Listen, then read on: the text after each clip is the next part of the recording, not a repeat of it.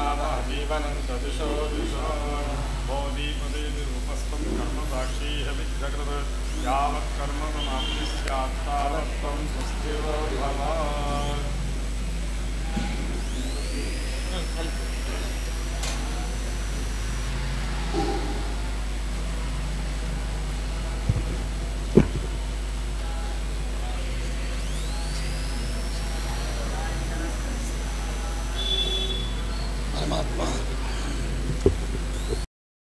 वार्ताय प्रतिबोधितां भगवता नारायणेन स्वयं व्यासेन कथितां पुराणमुनिना मध्ये महाभारतम् अद्वैतामृतवर्षिणीं भगवतीम् अष्टादशाध्यायिनीम् अम्ब त्वामनुसन्दधामि भगवद्गीते भवद्वेषिणीम्। नमोऽस्तु ते व्यासविशालबुद्धे पुल्लारविन्दायतपत्रनेत्र येन त्वया भारततैलपूर्णः प्रज्वालितो ज्ञानमयः प्रदीपः प्रपन्नपारिजाताय स्तोत्रवेत्रैकपाणये ज्ञानमुद्राय कृष्णाय गीतामृतदुहे नमः। वसुदेवसुतं देवं कंसचाणूरमर्दनं देवकी परमानन्दं कृष्णं वन्दे जगद्गुरुं। भीष्मद्रोणतटा जयद्रथजला गान्धारनीलोत्पला शल्यग्राहवती कृपेण वहनी कर्णेन वेलाकुला। अश्वत्थामविकर्णघोरमकरा दुर्योधनावर्तिनी सोत्तीर्णा खलु पाण्डवैरणनिधिः कैवर्तकः केशवः। पाराशर्यवचः सरोजममलं गीतार्थगन्धोत्कटम् नानाख्यानककेसरं हरिकथा सम्बोधनाबोधितं। लोके सज्जन षट्पदैरहरः पेपीयमानं मुदा भूयाद्भारतपङ्कजं कलिमलप्रध्वंसिनः श्रेयसे। मूकं करोति वाचालं पङ्गुं लङ्घयते गिरिं यत्कृपातमहं वन्दे परमानन्दमाधवम्। शान्ताकारं भुजगशयनं पद्मनाभं सुरेशं विश्वाधारं गगनसदृशं मेघवर्णं शुभाङ्गं लक्ष्मीकान्तं कमलनयनं योगिहृद्यानगम्यं वन्दे विष्णुं भवभयहरं सर्वलोकैकनाथं। यं ब्रह्मा वरुणेन्द्ररुद्रमरुतस्तुन्वन्ति दिव्यैस्तवैः वेदैः साङ्गपदक्रमोपनिषदैर्गायन्ति यं सामगाः। ध्यानावस्थिततद्गतेन मनसा पश्यन्ति यं योगिनो यस्यां तन्न विदुःसुरासुरगणा देवाय तस्मै नमः। अथ प्रथमोऽध्यायः अर्जुन विषादयोगः। धृतराष्ट्र उवाच धर्मक्षेत्रे कुरुक्षेत्रे समवेतायुत्सवः मामकाः पाण्डवाश्चैव किमकुर्वत संजय। संजय उवाच दृष्ट्वा तु पाण्डवानीकं व्यूढं दुर्योधनस्तदा आचार्यमुपसंगम्य राजा वचनमब्रवीत्। पश्यैतां पाण्डुपुत्राणामाचार्यमहतीं च मों व्यूढान् द्रुपदपुत्रेण तव शिष्येण धीमता। अत्र शूरा महेश्वासा भीमार्जुनसमायुधि युयुधानो विराटश्च द्रुपदश्च महारथः दुष्टकेतुश्चेकितानः काशीराजश्च वीर्यवान् पुरुजित्कुन्तिभोजश्च शैब्यश्च नरपुङ्गवः युधामन्युश्च विक्रान्त उत्तमौजाश्च वीर्यवान् भद्रो द्रौपदेयाश्च सर्व एव महारथाः। अस्माकं तु विशिष्टा एतान् निबोध द्विजोत्तमा नायका मम सैन्यस्य संज्ञार्थं तान् ब्रवीमि ते। भवान् भीष्मश्च कर्णश्च कृपश्च समितिञ्जयः अश्वत्थामा विकर्णश्च सौमदत्तिस्तथैव च अन्ये च बहवः शूरा मदर्थे त्यक्तजीविताः। नानाशस्त्रप्रहरणाः सर्वे युद्धविशारदाः। अपर्याप्तं तदस्माकं बलं भीष्माभिरक्षितम् पर्याप्तं त्विदमेतेषां बलं भीमाभिरक्षितम्। अयनेषु च सर्वेषु यथा भागमवस्थिताः भीष्ममेवाभिरक्ष्यन्तु भवन्तः सर्व एव हि। तस्य संजनयन् हर्षं कुरुवृद्धः पितामहः सिंहनादं विनद्योच्चैः शङ्खं दद्मौ प्रतापवान्। ततः शङ्खाश्च भैर्यश्च पणवानकगोमुखाः सहसैवाभ्यहन्यन्त सशब्दस्तु मुलोऽभवत्। ततः श्वेतैर्हयैर्युक्ते महति स्यन्दने स्थितौ माधवः पाण्डवश्चैव दिव्यौ शङ्खौ प्रदध्मतुः। पाञ्चजन्यं ऋषिकेशो देवदत्तं धनञ्जयः पौण्ड्रं दद्मौ महाशङ्खं भीमकर्मा वृकोदरः अनन्तविजयं राजा कुन्तिपुत्रो युधिष्ठिरः नकुलः सहदेवश्च सुघोषमणिपुष्पकौ काश्यश्च परमेश्वासः शिखण्डी च महारथः दृष्टद्युम्नो विराटश्च सात्यकिश्चापराजितः द्रुपदो द्रौपदेयाश्च सर्वशः पृथिवीपते सौभद्रश्च महाबाहुः शङ्खान् दद्मः पृथक् पृथक् सघोषो धार्तराष्ट्राणां हृदयानि व्यधारयत् नभश्च पृथिवीं चैव तुमुलो व्यनुनादयन् अथ व्यवस्थितान् दृष्ट्वा धार्तराष्ट्रान् कपिध्वजः प्रवृत्ते शस्त्रसम्पाते धनुरुद्यम्य पाण्डवः ऋषिकेशं तदा वाक्यमिदमाह महीपते अर्जुन उवाच सेनयोरुभयोर्मध्ये रथं स्थापयमेच्युत यावदेतान् निरीक्षे क्षेहं योद्धकामानवस्थितान् कैर्मया सह योद्धव्यमस्मिन् रणसमुद्यमे योत्स्यमानानवेक्षेहं य एतेऽत्र समागताः धार्तराष्ट्रस्य दुर्बुद्धे युद्धे प्रियचिकीर्षवः सञ्जय उवाच एवमुक्तो ऋषिकेशो गुडाकेशेन भारत सेनयोरुभयोर्मध्ये स्थापयित्वा रथोत्तमम् भीष्मद्रोणप्रमुखतः सर्वेषां च मयीक्षिताम् उवाच पार्थ पश्यैतान् समवेतान् कुरूनिति तत्रापश्यत् स्थितान् पार्थः पितॄन् पितामहान् आचार्यान् मातुलान् भ्रातॄन् पुत्रान् पौत्रान् सखींस्तथा शुशुरान् सुहृदश्चैव सेनयोरुभयोरपि तान् समीक्ष्य स कौन्तेयः सर्वान् बन्धूनवस्थितान् कृपया परयाविष्टो विषीदन्निदमब्रवीत् अर्जुन उवाच दृष्ट्वेमं स्वजनं कृष्णयुयुत्सुं समुपस्थितं सीदन्ति मम गात्राणि मुखं च परितुष्यति वेपथुश्च शरीरे मे रोमहर्षश्च जायते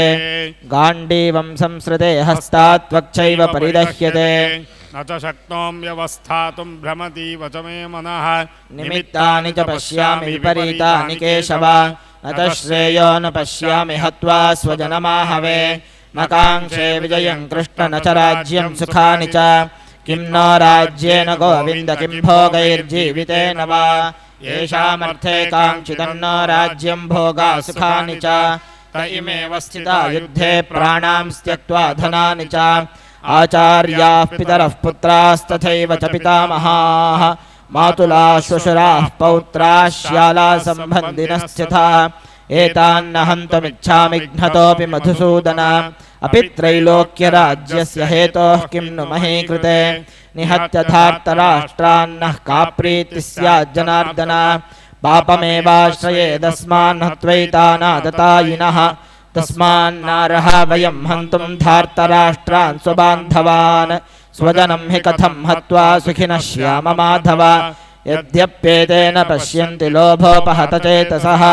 कुलक्षयकृतं दोषं मित्रद्रोहे च पातकं कथं न ज्ञेयमस्माभिः पापादस्मान् निवर्तितुं कुलक्षयकृतं दोषं प्रपश्यद्भिर्जनार्दन कुलक्षये प्रणश्यन्ति कुलधर्माः सनातनाः धर्मे नष्टे कुलं कृत्स्नमधर्मो विभवत्युत अधर्मा विभवात् कृष्ण प्रदुष्यन्ति कुलस्त्रियः स्त्रीषु दुष्टासु वार्ष्णेय जायते वर्णसङ्करः संकरो नरकायैव कुलघ्नानां कुलस्य च पतन्ति पितरो ह्येषान् लुप्तपिण्डोदकक्रियाः दोषैरेतैः कुलघ्नानां वर्णसङ्करकारकैः उत्साद्यञ्चेज्झातिधर्माः कुलधर्माश्च शाश्वताः उत्सन्नकुलधर्माणां मनुष्याणां जनार्दन नरके नियतं वासो भवतीत्यनुशुश्रुमा अहो बत महत्पापं कर्तुं व्यवसिता वयं यद्राज्यसुखलोभेन हन्तुं स्वजनमुद्यता यदि मामप्रतीकारमशस्त्रं शस्त्रपाणयः धार्तराष्ट्रारणे हन्यस्तन्मे क्षेमतरं भवेत् सञ्जय उवाच एवमुक्त्वार्जुनः सङ्ख्ये रथोपस्थ उपाविशत् विसृज्य शशरं चापं शोकसंविघ्नमानसः ॐ तत्सदिति श्रीमद्भगवद्गीतासु उपनिषत्सु ब्रह्मविद्यायां योगशास्त्रे श्रीकृष्णार्जुनसंवादे अर्जुनविषादयोगो नाम प्रथमोऽध्यायः अथ द्वितीयोऽध्यायः सञ्जय उवाच तथा कृपयाविष्टमश्रुपूर्णाकुलेक्षणं विषीदन्तमिदं वाक्यमुवाच मधुसूदनः श्रीभगवानुवाच कुतस्त्वाकश्मलमिदं विषमे समुपस्थितम् अनार्यजुष्टमस्वर्ग्यमकीर्तिकरमर्जुन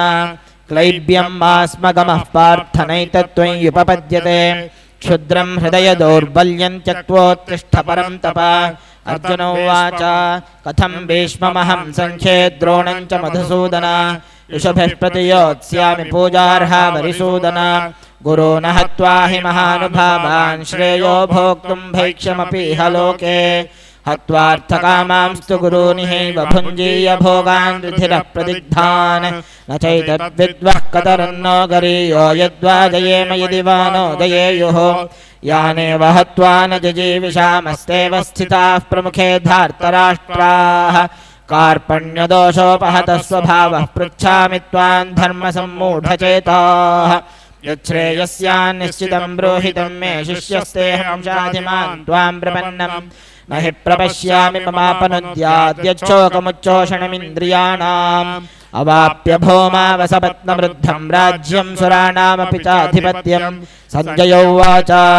एवमुक्त्वा हृषीकेशं गुडाकेशः परं तप न योत्स्य इति गोविन्दमुक्त्वा तूष्णीं बभूवः तमुवाच हृषीकेशः प्रवसन्निह भारत सेनयोरुभयोर्मध्ये विषीदं तमिदं वचः श्रीभगवानुवाच अशोच्यानन्वशोचस्त्वं प्रज्ञावादांश्च भाषसे गतासून गतासूंश्च नानुशोचन्ति पण्डिताः न त्वेवाहं जातु नासन्नत्वन्नेमे जनाधिपाः न चैव न भविष्यामः सर्वे वयमतः परं देहिनोऽस्मिन् यथा देहे कौमारं यौवनं जरा तथा देहान्तरप्राप्तिर्धीरस्तत्र न मुह्यते मात्रा स्पर्शास्तु कौन्तेय शीतोष्णसुखदुःखदाः आगमापायिनो नित्यास्तांस्ति दिक्षस्व भारत यं हि न व्यथयन्त्येते पुरुषं पुरुषर्षभ समदुःखसुखं धीरं सोऽमृतत्वाय कल्पते नासतो विद्यते भावो नाभावो विद्यते सतः उभयोरपि दृष्टोऽन्तस्त्वनयोस्तत्त्वदर्शिभिः अविनाशितु तद्विद्धि येन सर्वमिदं ततं विनाशमव्ययस्यास्य न कश्चित् कर्तुमर्हति अन्तवन्त इमे देहा नित्यस्योक्ता शरीरिणः अनाशिनो प्रमेयस्य तस्माद्युध्यस्व भारत य एनं वेत्ति हन्तारं यश्चैनं मन्यते हतम् उभौ तौ न विजानीतो नायं हन्ति न हन्यते न जायते म्रियते वा कदाचिन्नायं भूत्वा भविता वा न भूयः अजो नित्यः शाश्वतोऽयं पुराणो न हन्यते हन्यमाने शरीरे वेदा विनाशिनं नित्यं य एनमजमव्ययम् कथं स पुरुषः पार्थ कङ्घातयति हन्तिकम् वासांसि जीर्णानि यथा विहाय नवानि गृह्णाति नरोपराणि तथा शरीराणि विहाय जीर्णान्यन्यानि संयाति नवानि देहि नैनं छिन्दन्ति शस्त्राणि नैनं दहति पावकः न चैनं क्लेदयन्त्यापो न शोष्य इति मारुतः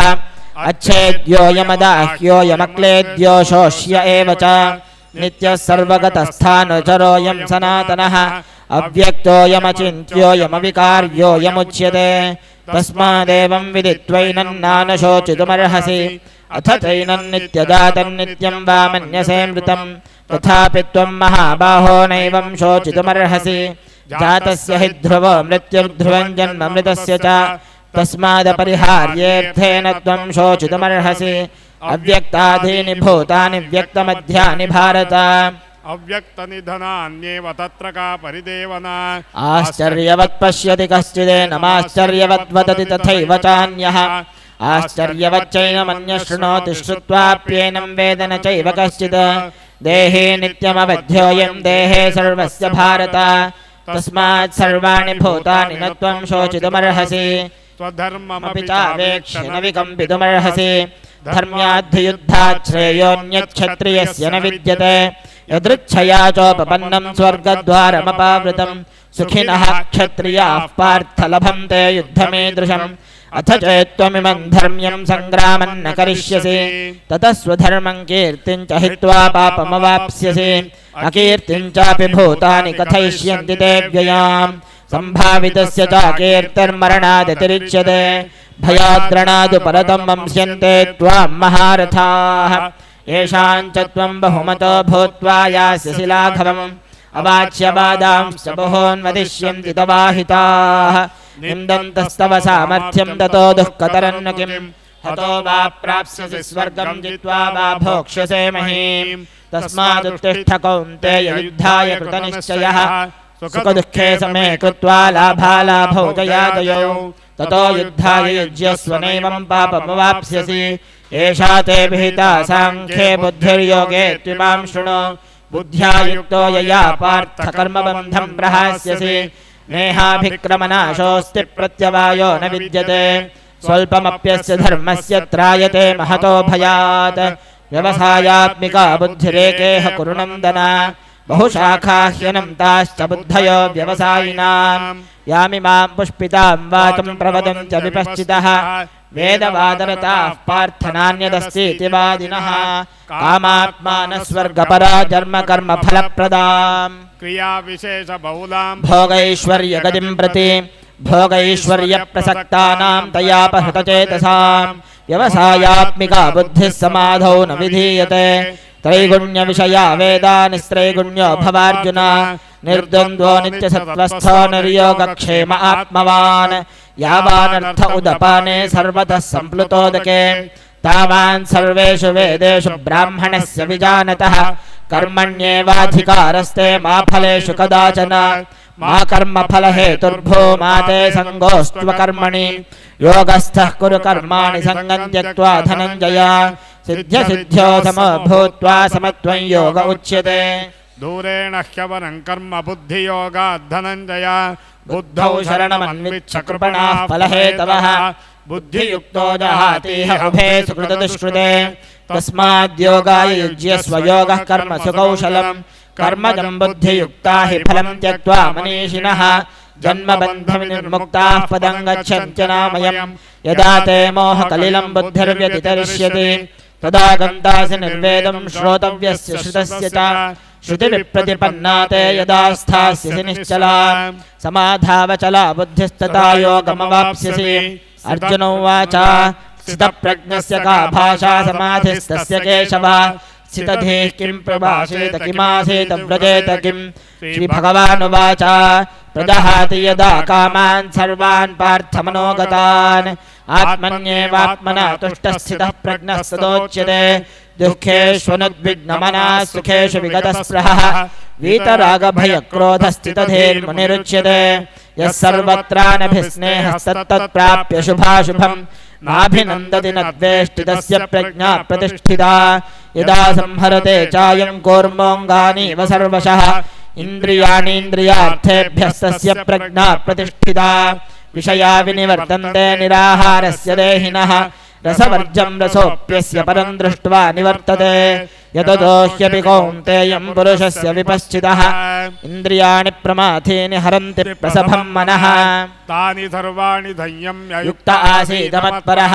वशे हि यस्येन्द्रियाणि तस्य प्रज्ञा प्रतिष्ठिता ध्यायतो विषयान् पुंसः सङ्गास्थेषुपजायते सङ्घात् सञ्जायते कामः कामात् क्रोधोऽभिजायते क्रोधात् भवति सम्मोहः सम्मोहात् स्मृतिविभ्रमः स्मृतिभ्रंशात् बुद्धिनाशो बुद्धिनाशात् प्रणश्यति रागद्वेषवियुक्तैस्तु विषयान् इन्द्रियैश्चरन् आत्मवश्यैर्विधेयात्मा प्रसादमधिगच्छति प्रसादे सर्वदुःखानां हानिरस्योपजायते प्रसन्नचेतसो ह्याशु बुद्धिः पर्यवतिष्ठते नास्ति बुद्धिरयुक्तस्य न चायुक्तस्य भावना न चाभावयतः शान्तिरशान्तस्य कुतः सुखम् इन्द्रियाणां हि चरतां यन्मनो न विधीयते तदस्य हरति प्रज्ञां वायुर्नाममिमाम्भसि तस्माद्यस्य महाबाहो निगृहीतानि सर्वशः इन्द्रियाणीन्द्रियार्थेभ्यस्तस्य प्रज्ञा प्रतिष्ठिता या निशा सर्वभूतानां तस्यां जागृति संयमी यस्यां जागृति भूतानि सा निशा पश्यतो मुने आपूर्यमाणमचलप्रतिष्ठं समुद्रमापः प्रविशन्ति यद्वत् तद्वत्कामायं प्रविशन्ति सर्वे स शान्तिमाप्नोति न कामकामी विहाय कामान्यः सर्वान् पुमांश्चरति निःस्पृशः निर्ममो निरहङ्कारः स शान्तिमधिगच्छति एषा ब्राह्मी स्थितिः पार्थनैनां प्राप्य विमुह्यते स्थित्वा स्यामन्तकालेऽपि ब्रह्मनिर्वाणमुच्यते ॐ तत्सदिति श्रीमद्भगवद्गीतासु उपनिषत्सु ब्रह्मविद्यायां योगशास्त्रे श्रीकृष्णार्जुनसंवादे सांख्ययोगो नाम द्वितीयोऽध्यायः अथ तृतीयोऽध्यायः कर्मयोगः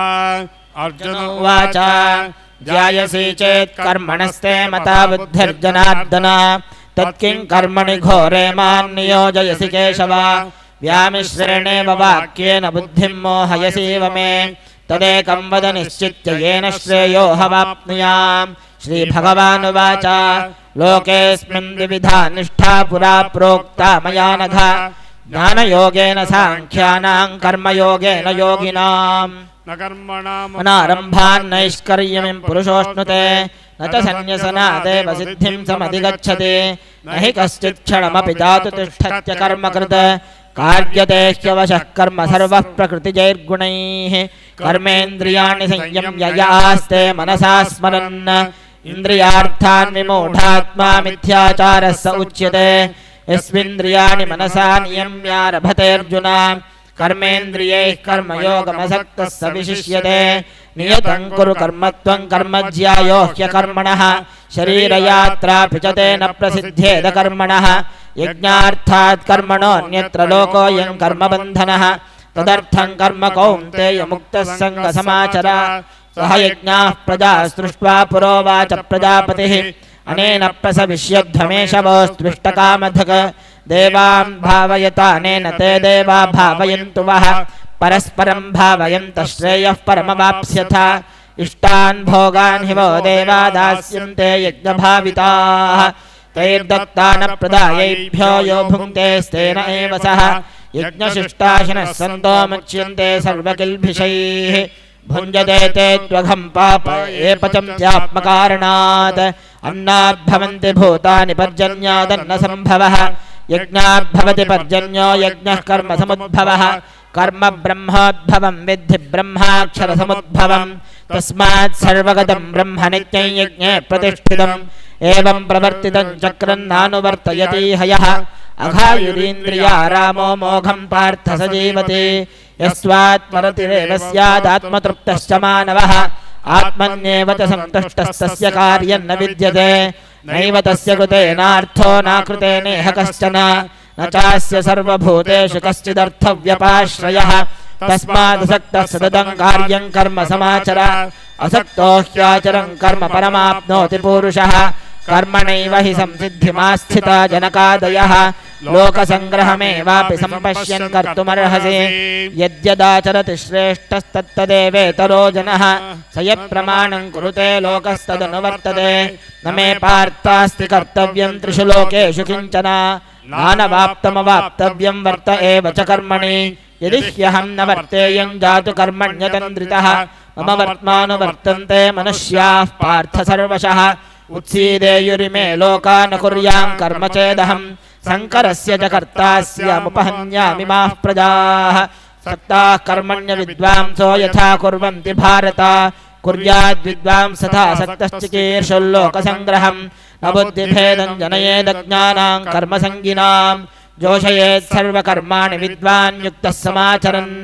प्रकृतेः क्रियमाणानि गुणैः कर्माणि सर्वशः अहंकार विमूढात्मा कर्ताहमिति मन्यते तत्त्ववित्तु महाबाहो गुणकर्म विभागयोः गुणागुणेषु वर्तन्त इति मत्वा न सज्जते प्रकृतेर्गुणसम्मूढाः सज्जन्ते गुणकर्मसु तान् कृत्स्नविदो मन्दान् कृत्स्नविन्न विचालयेत् मयि सर्वाणि कर्माणि सन्न्यस्याध्यात्मचेतसा निराशेर्निर्ममो भूत्वा युध्यस्व विगतज्वरः ये मे मतमिदं नित्यमनुतिष्ठन्ति मानवाः श्रद्धावन्तो न सूयन्तो मुच्यन्ते सर्वकिल्बिषैः एते तदभ्यसूयन्तो नानुतिष्ठन्ति मे मतं सर्वज्ञानविमूढां तान् विद्धि नष्टान् चेतसः सदृशं चेष्टते स्वस्याः प्रकृते ज्ञानवानपि प्रकृतिं यान्ति भूतानि निग्रहः किं करिष्यति इन्द्रियस्येन्द्रियस्यार्थे रागद्वेषौ व्ययस्थितौ तयोर्नवशमागच्छेत् तौ ह्यस्य परिपन्थिनौ श्रेयान् स्वधर्मो विगणः परधर्मात् स्वनुष्ठितात् स्वधर्मे निधनं श्रेयः परधर्मो भयावहः उवाच अथ केन प्रयुक्तोऽयं पापञ्चरति पूरुषः अनिच्छन्नपि वार्ष्णेय बलादिवनियोजितः श्रीभगवानुवाच काम एष क्रोध एष रजोगुणसमुद्भवः महाशनो महापाप्मा विद्धेऽहमिह वैरिणं धूमेनाव्रियते वह्निर्यथादर्शो मलेन च यथोल्बेनावृतो गर्भस्तथा तेदेनमावृतम् आवृतं ज्ञानमेतेन ज्ञानिनो नित्यवैरिणा कामरूपेण कौन्तेय दुष्पुरेणानलेन च इन्द्रियाणि मनो बुद्धिस्याधिष्ठानमुच्यते एतैर्विमोहयत्ते ज्ञानमावृत्य देहिनं तस्मात् त्वमिन्द्रियाण्यादौ नियम्य भरतर्षभ पाप्मानं प्रजहिह्येनं ज्ञानविज्ञाननाशनम् इन्द्रियाणि पराण्याहुरिन्द्रियेभ्यः परं मनः मनसस्तु परा बुद्धेर्यो बुद्धेः परतस्तु सः एवं बुद्धेः परं बुद्ध्वा संस्थभ्यात्मानमात्मना जहि शत्रुं महाबाहो कामरूपं दुरासदम् ओम तत्सदिति श्रीमद्भगवद्गीतासु उपनिषत्सु ब्रह्मविद्यायां योगशास्त्रे श्रीकृष्णार्जुनसंवादे कर्मयोगो नाम तृतीयोऽध्यायः अथ चतुर्थोऽध्यायः ज्ञानकर्मसन्न्यासयोगः श्रीभगवानुवाच इमं विवस्वते योगं प्रोक्तवान् अहमव्ययम् विवस्वान्मनवे प्राहमनुरिक्ष्वाकवे ब्रवीत् एवं परम्परा प्राप्तमिमं राजर्षयो विदुः सकाले नेह महता योगो नष्टः परं तप स एवायं मया तेऽद्य योगः प्रोक्तः पुरातनः भक्तोऽसि मे सखा चेति रहस्यं ह्येतदुत्तमम् अर्जुनोवाच अपरं भवतो जन्म परं जन्म विवस्वतः कथमेतद्विजानीयां त्वमादौ प्रोक्तवानिति श्रीभगवानुवाच बहूनि मे व्यतीतानि जन्मानि तव चार्जुन तान्यहं वेद सर्वाणि न त्वं वेत्थ परं तप अजोऽपि सन्नव्ययात्मा भूतानामीश्वरोऽपि सन् प्रकृतिं स्वामधिष्ठाय सम्भवाम्यात्ममायया यदा यदा हि धर्मस्य ग्लानिर्भवति भारत अभ्युत्थानमधर्मस्य तदात्मानं सृजाम्यहं परित्राणाय साधूनां विनाशाय च दुष्कृताम् धर्म संस्थापनार्थाय संभवामि युगे युगे जन्म कर्म एवं यो वेत्ति तत्त्वतः त्यक्त्वा देहं पुनर्जन्म नैति मामेति सोऽर्जुन वीतरागभयक्रोधा मन्मया मामुपाश्रिताः बहवो ज्ञानतपसा पूता मद्भावमागताः ये यथा मां प्रपद्यन्ते तांस्तथैव भजाम्यहं मम वर्त्मानुवर्तन्ते मनुष्याः पार्थ सर्वशः काङ्क्षन्तं कर्मणां सिद्धिं यजन्त इह देवताः क्षिप्रं हि मानुषे लोके सिद्धिर्भवति कर्मजा चातुर्वर्ण्यं मया सृष्टं गुणकर्म विभागशः तस्य कर्तारमपि मां विद्यकर्तारमव्ययं न मां कर्माणि लिम्पन्ति न मे कर्मफले स्पृहा इति मां योऽभिजानाति कर्मभिर्न स बध्यते एवं ज्ञात्वा कृतं कर्म पूर्वैरपि मुमुक्षुभिः कुरु कर्मैव तस्मात् त्वं पूर्वैः पूर्वतरं कृतं किं कर्म किमकर्मेति कवयोऽप्यत्र मोहिता तत्ते कर्म प्रवक्ष्यामि यज्ञात्वा मोक्षसे शुभात् कर्मणो ह्यपि बोद्धव्यं बोद्धव्यं च विकर्मणः अकर्मणश्च बोद्धव्यं गहना कर्मणो गतिः कर्मण्यकर्म यः पश्येद कर्मणि च कर्म यः स बुद्धिमान् मनुष्येषु सयुक्तः कृत्स्नकर्मकृत् यस्य सर्वे समारम्भाः कामसङ्कल्पवर्जिताः ज्ञानाग्निदग्धकर्माणं तमाहुः पण्डितं बुधाः त्यक्त्वा कर्मफलं तृप्तो निराश्रयः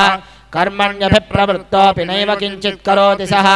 निराशीर्यत चित्तात्मा त्यक्तसर्वपरिग्रहः शारीरं केवलं कर्म कुर्वन्नाप्नोति किल्बिषम् यदृच्छालाभसन्तुष्टो द्वन्द्वातीतो विमत्सरः समसिद्धावसिद्धौ च कृत्वापि न निबध्यते गतसङ्गस्य मुक्तस्य ज्ञानावस्थितचेतसः यज्ञाचरतः कर्म संग्रामं प्रविलीयते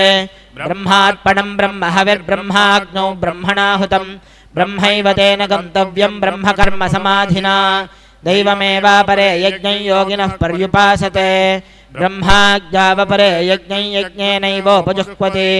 श्रोत्रादीनीन्द्रियाण्यन्ये संयमाग्निषु जुह्वति शब्दादीन् विषयान्यन्य इन्द्रियाग्निषु जुह्वति सर्वाणीन्द्रियकर्माणि प्राणकर्माणि चापरे आत्मसंयमयोगाग्नौ जुह्वति ज्ञानदीपिते द्रव्ययज्ञास्तपो यज्ञा योगयज्ञास्तथा परे स्वाध्यायज्ञानयज्ञाश्च यतयः संशितव्रताः अपाने जुह्वति प्राणं प्राणे पानं तथा परे प्राणापानगतिरुद्ध्वा प्राणायामपरायणाः अपरे नियताहाराः प्राणान् प्राणेषु जुह्वति सर्वेऽप्येते यज्ञविदो यज्ञक्षपितकल्मषाः यज्ञशिष्टामृतभुजो यान्ति ब्रह्म सनातनम् नायं लोकोऽस्य यज्ञस्य कुतोऽन्यः कुरु सत्तमा एवं बहुविधा यज्ञा विदता ब्रह्मणो मुखे कर्मजान् विद्धितान् सर्वान् एवं ज्ञात्वा विमोक्ष्यसे श्रेयान् द्रव्यमयाद्यज्ञात् ज्ञानयज्ञः परन्तप सर्वं कर्माखिलं पार्थ ज्ञाने परिसमाप्यते तद्विद्धि प्रणिपातेन परिप्रश्नेन सेवया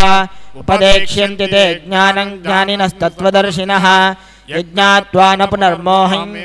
एवं यास्यसि पाण्डव येन भूतान्यशेषेण द्रक्ष्यस्यात्मन्यथो मयि अपि चेतसि पापेभ्यः सर्वेभ्यः पापकृत्तमः सर्वं ज्ञानप्लवेनैव वृजिनं सन्तरिष्यसि यथैदांसि समिद्धोऽग्निर्भस्मसात् कुरुते अर्जुन ज्ञानाग्निः सर्वकर्माणि भस्मसात् कुरुते तथा न हि ज्ञानेन सदृशं पवित्रमिह विद्यते तत्स्वयं योगसंसिद्धः कालेनात्मनि विन्दति श्रद्धावान् लभते ज्ञानं तत्परः संयतेन्द्रियः ज्ञानं लब्ध्वा परां शान्तिमचरेणाधिगच्छति अग्नश्चाश्रद्दधानश्च संशयात्मा विनश्यति नायं लोकोऽस्ति न परो न सुखं संशयात्मनः योगसंन्यस्तकर्माणं ज्ञानसञ्छिन्नसंशयम् आत्मवन्तन्न कर्माणि निबध्नन्ति धनञ्जय तस्मादज्ञानसम्भूतं हृत्स्थं ज्ञानासिनात्मनः छित्त्वैनं संशयं योगमातिष्ठोत्तिष्ठ भारत ॐ तत्सदिति श्रीमद्भगवद्गीतासु उपनिषत्सु ब्रह्मविद्यायां योगशास्त्रे श्रीकृष्णार्जुनसंवादे ज्ञानकर्मसन्न्यासयोगो नाम चतुर्थोऽध्यायः अथ पञ्चमोऽध्यायः कर्मसन्न्यासयोगः अर्जुन उवाच सन्न्यासं कर्मणां कृष्ण पुनर्योगं च शंससि यच्छ्रेय एतयोरेकं तन्मे ब्रूहि सुनिश्चितं श्रीभगवानुवाच सन्न्यासः कर्मयोगश्च निःश्रेयसकरावुभौ तयोस्तु कर्मसन्न्यासात् कर्मयोगो विशिष्यते ज्ञेयः स नित्यसन्न्यासी यो न द्वेष्टि न काङ्क्षति निर्द्वन्द्वो हि महाबाहो सुखं बन्धात् प्रमुच्यते साङ्ख्ययोगो पृथक् बालाः प्रवदन्ति न पण्डिताः एकमप्यास्थितः सम्यक् उभयोर्विन्दते फलं यत्साङ्ख्यैः प्राप्यते स्थानं तद्योगैरपि गम्यते एकं साङ्ख्यं च योगं च यः पश्यति स पश्यति सन्न्यासस्तु महाबाहो दुःखमाप्तमयो गतः योगयुक्तो मुनिर्ब्रह्म न चिरेणाधिगच्छति योगयुक्तो विशुद्धात्मा विजितात्मा जितेन्द्रियः सर्वभूतात्मभूतात्मा कुर्वन्नपि न लिप्यते नैव किञ्चित् करोमीति युक्तो मन्येत तत्त्ववित् पश्यन् शृण्वन् स्पृशन् जिघ्रन्नश्नन् गच्छन् स्वपन् स्वशन् प्रलपन् विसृजन् गृह्णन्नुन्मिषन् निमिषन्नपि इन्द्रियाणीन्द्रियार्थेषु वर्तन्त इति धारयन् ब्रह्मण्याधाय कर्माणि सङ्गं त्यक्त्वा करोति यः लिप्यते न स पापेन पद्मपत्राभिमाम्भसा बुद्ध्या केवलैरिन्द्रियैरपि योगिनः कर्म कुर्वन्ति सङ्गं त्यक्त्वा आत्मशुद्धये युक्तः कर्मफलं त्यक्त्वा शान्तिमाप्नोति नैष्ठिकीम् अयुक्तः कामकारेण फले सक्तो निबध्यते सर्वकर्माणि मनसा सन्न्यस्यास्ते सुखं वशे नवद्वारे पुरे देहि नैव कुर्वन्न कारयन् न कर्तृत्वं न कर्माणि लोकस्य सृजति प्रभुः न कर्मफलसंयोगं स्वभावस्तु प्रवर्तते नादत्ते कस्यचित् पापं न चैव सुकृतं विभुः अज्ञानेनावृतं ज्ञानं तेन मुह्यन्ति जन्तवः ज्ञानेन तु तज्ज्ञानं येषां नाश्रितमात्मनः तेषामादित्यवज्ञानं प्रकाशयति तत्परं तद्बुद्धयस्तदात्मानस्तन्निष्ठास्तत्परायणाः गच्छन्त्य पुनरावृत्तिं ज्ञाननिर्धूतकल्मषाः विद्याविनयसम्पन्ने ब्राह्मणे कविहस्तिनि शुनि चैव स्वपाके च पंडिताः समदर्शिनः इहैव तैर्जितः स्वर्गो येषां साम्ये स्थितं मनः निर्दोषं हि समं ब्रह्म तस्मात् ब्रह्मणि ते स्थिताः न प्रहस्येत् प्रियं प्राप्य नोद्विजेत् प्राप्य च प्रियं स्थिरबुद्धिरसम्मूढो ब्रह्मविद् ब्रह्मणि स्थिरः बाह्यस्पर्शे स्वशक्तात्मा विन्दत्यात्मनियत्सुखम् सब्रह्मयोगयुक्तात्मा सुखमक्षयमश्नुते य हि संस्पर्शजा भोगा दुःखयो न य एव ते आद्यन्तवन्तः कौन्तेय न तेषु रमते बुधः शक्नोति हैव यः सोढुम् प्राक्शरीरविमोक्षणात् कामक्रोधोद्भवं वेगं सयुक्तः स सुखी नरः योऽन्तः सुखोऽन्तरारामस्तथान्तर्ज्योतिरेव यः स योगी ब्रह्मनिर्वाणं ब्रह्मभूतोऽधिगच्छति लभन्ते ब्रह्मनिर्वाणमृषयः क्षीणकल्मषाः छिन्नद्वैधा यथात्मानः सर्वभूतहिते रताः कामक्रोधो वियुक्तानायतीनायत चेतसाम् अभितो ब्रह्मनिर्वाणं वर्तते विदितात्मनाम् स्पर्शान् कृत्वा बहिर्बाह्यांश्चक्षुश्चैवान्तरे भ्रुवोः प्राणापानौ समो कृत्वा नासाभ्यन्तरचारिणौ यतेन्द्रियमनो बुद्धिर्मुनिर्मोक्षपरायणः विगतेच्छाभयक्रोधो यः सममुक्त एव सः भोक्तारं यज्ञतपसां सर्वलोकमहेश्वरं सहृदं सर्वभूतानां ज्ञात्वा मां शान्तिमृच्छति ओम तत्सदिति श्रीमद्भगवद्गीतासु उपनिषत्सु ब्रह्मविद्यायां योगशास्त्रे श्रीकृष्णार्जुनसंवादे कर्मसन्न्यासयोगो नाम पंचमोऽध्यायः अथ षष्ठोऽध्यायः आत्मसंयमयोगः। श्रीभगवानुवाच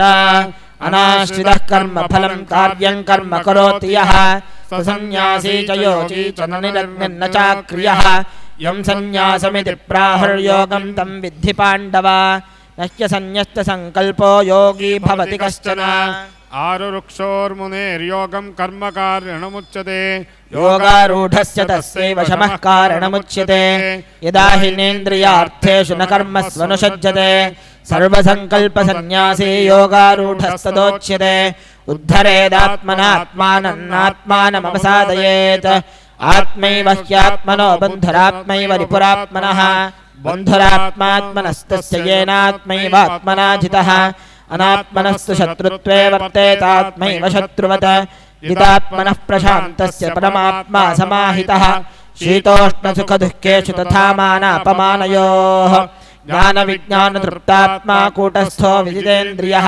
युक्त इत्युच्यते योगी समलोष्टाश्मकाञ्चनः सहन्मित्रार्युदासीनमध्यस्थद्वेष्य बन्धुषु साधुष्वपि च पापेषु समबुद्धिर्विशिष्यते युञ्जीत सततमात्मानं रहसि स्थितः एकाकीयतचित्तात्मा निराशीरपरिग्रहः शुचौ देशे प्रतिष्ठाप्य स्थिरमासनमात्मनः नात्युच्छ्रितन्नातिनीचं चैलाजिनकुशोत्तरं तत्रैकाग्रं मनः कृत्वा यतचित्रेन्द्रियः क्रियः उपविश्यासने युञ्जाद्योगमात्मविशुद्धये समङ्काय शिरोग्रीवं धारयन्नचलं स्थिरः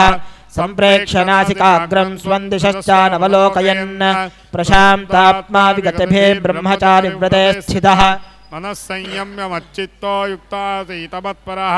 युञ्जन्नेवं सदात्मानं योगी नियतमानसः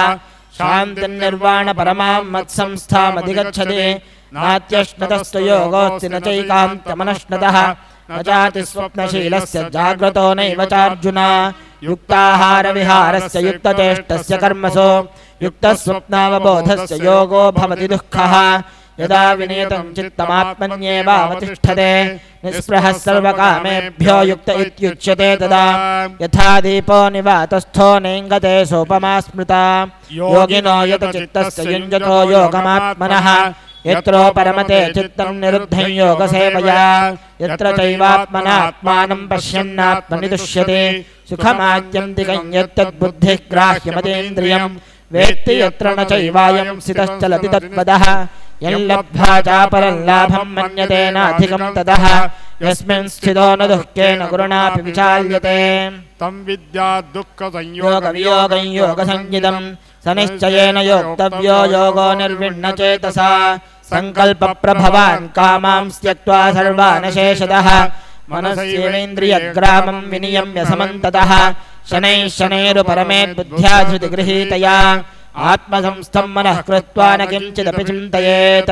यतो यतो निश्चरति मनश्चञ्चलमस्थिरं ततस्ततो नियम्यैतदात्मन्येव वशन्नयेत् प्रशान्तमनसं ह्येनं योगिनं सुखमुत्तमम् उपैति शान्तरजसं ब्रह्मभूतमकल्मषं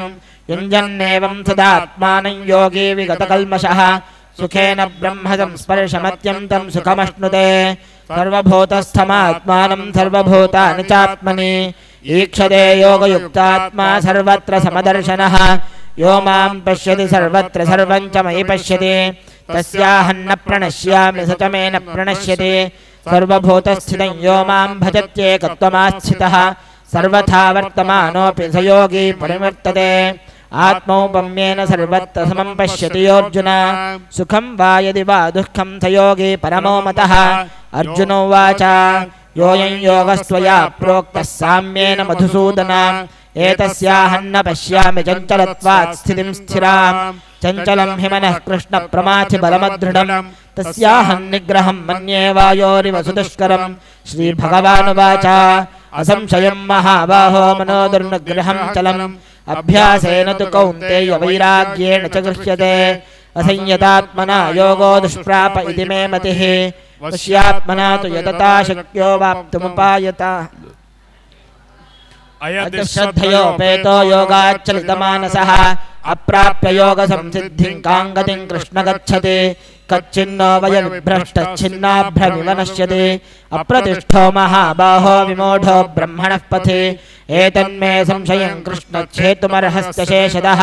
त्वदन्यः संशयस्यास्य छेत्ता न ह्युपपद्यते श्रीभगवानुवाच पार्थ नैवेह नामुत्र विनाशस्तस्य विद्यते न हि कल्याणकृत् कश्चित् दुर्गतिं तात गच्छति प्राप्य पुण्यकृतान् लोकानुषित्वा शाश्वतीः समाः शुचीनां श्रीमताङ्गेः योगभ्रष्टोऽभिजायते अथवा योगिनामेव कुले भवति धीमताम् एतद्विदुर्लभतरं लोके जन्म यदीदृशं तत्र तं बुद्धिसंयोगं लभते पौर्वदेहिकं यतते च ततो भूयः संसिद्धौ कुरुनन्दन पूर्वाभ्यासेन तेनैव ह्रियते ह्यवशोऽपि सः